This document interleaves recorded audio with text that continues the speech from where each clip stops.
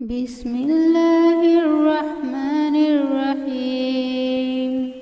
آمن الرسول بما أنزل إليه من ربه والمؤمنون كل آمن بالله وملائكته وكتبه ورسله لا نفرق بين أحد من رسله وقالوا سمعنا وأطعنا غفرانك ربنا وإليك المصير.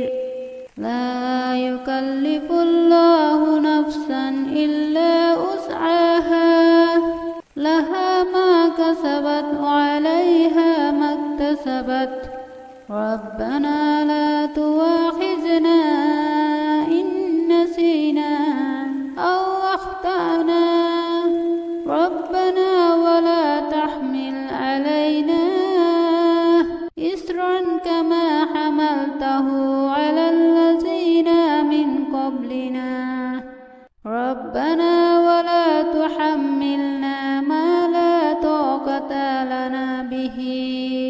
واعف عنا